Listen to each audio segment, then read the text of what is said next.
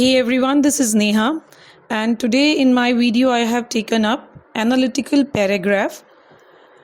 It's a writing skill and it has been recently added in class 10 CBSE boards English subject syllabus. So it will come as number 4 question in your question paper. So you can see on the screen there is a white strip on which it is written, writing an analytical paragraph on the basis of the given map, chart, report, line graph in about 150 to 200 words. So it is a long composition carrying 10 marks and its word limit is 150 to 200 words. It has been replaced with story writing. So what is analysis? Analysis is the detailed examination of the elements or structure of something.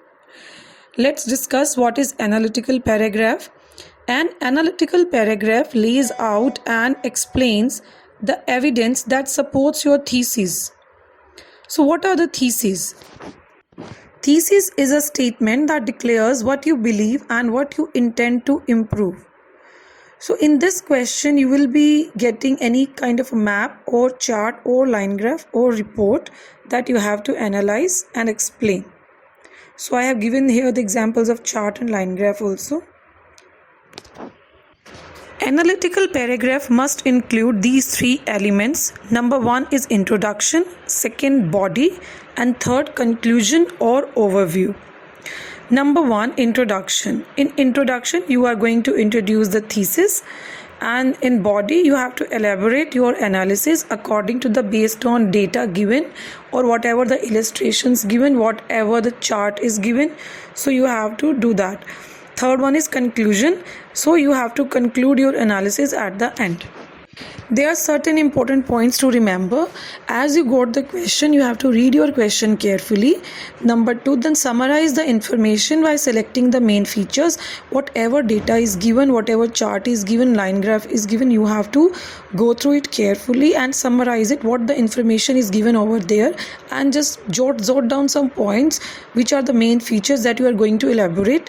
And you can also make relevant comparisons if needed. If there is requirement of, like, if they have compared 2 or 3 things, you can also add those comparisons in your elaboration, but you are not supposed to add your own information or data, your own knowledge regarding that particular topic.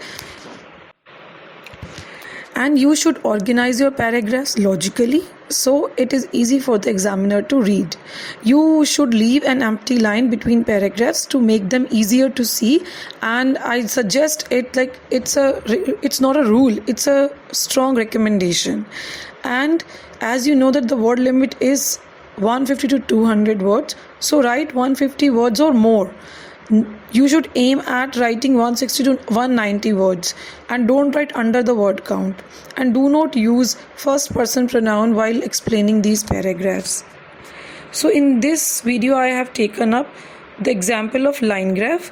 The question is, the line graph below shows changes in the amount and type of fast food consumed by Australian teenagers from 1975 to 2000, and you have to utilize this information, and you have to write an analytical paragraph in about 150 to 200 words. So you should summarize the information by selecting and reporting the main features and make comparisons wherever relevant. This line graph shows us the consumption of fast food by Australian teenagers over a period of 25 years from 1975 to 2000. Here we can see 3 lines have been shown. The blue line shows us the consumption of pizza, red line shows us the consumption of fish and chips, and green line shows us the consumption of hamburgers. And you can observe that the consumption of fish and chips, the red line, it is declining over the period of time, and the consumption of pizza and hamburger, the blue and the green line, these 2 lines are increasing with the passage of time. So it is clear to us that these 2 things are following a similar kind of pattern. So this is our observation, and let's start with the introduction. In the first paragraph, you have no need to add any sort of data. you need to begin with 2 to 3 sentences that state what the line graph shows. So you can write in your introductory paragraph, the line graph compares the fast food consumption of teenagers in Australia between 1975 and 2000, a period of 25 years. Now it's come the body will be written in two parts, like in paragraph 1 and paragraph 2. So you can give more specific details in the body paragraphs.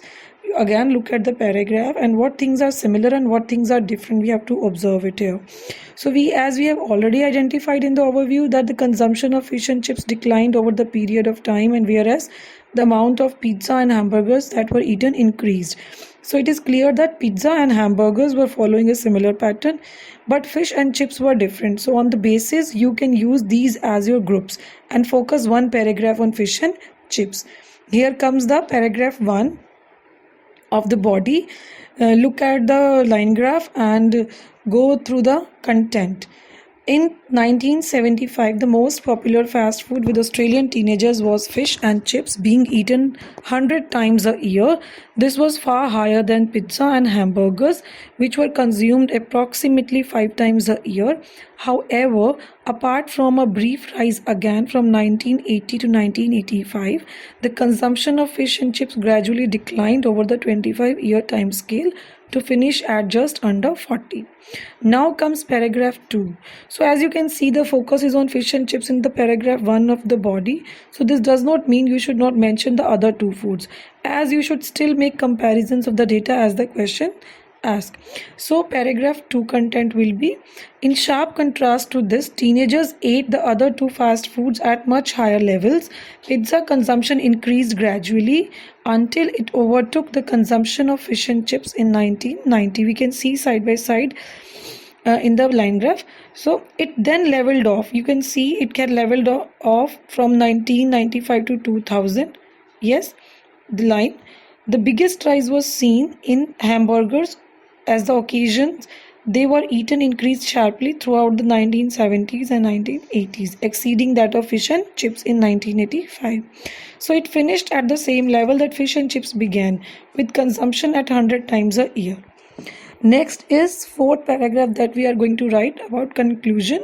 So overall, the consumption of fish and chips declined over the period, whereas the amount of pizza and hamburgers that were eaten increased. So your answer must include number 1, introduction, then body, paragraph 1, then again body, paragraph 2, and conclusion. What should be your focus point? You should take time to read through the model answer that I have given and pay attention to the content of each paragraph, then the use of verbs, nouns, adverbs and adjectives, and the logical order of information in the body paragraphs. I have also provided you some vocabulary for line graph. Here is the upward trend, rise, arise. If you have to use it as a verb, you will be using it as rise, and if you have to use it as a noun, you will be using it arise. Increase, if there is a sharp increase in anything, you can write it that. So you can go through the vocabulary.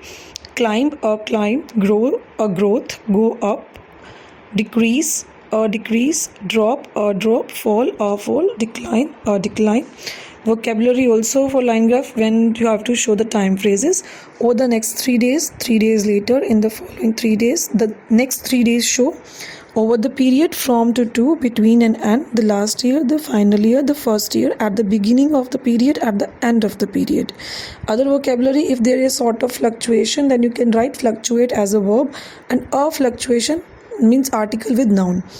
Dip, remain steady, remain stable, remain unchanged, level off, peak at, reach a peak of, hit a high of, hit a low of, bottom out, plateau. I hope you all are able to understand. Thanks for watching.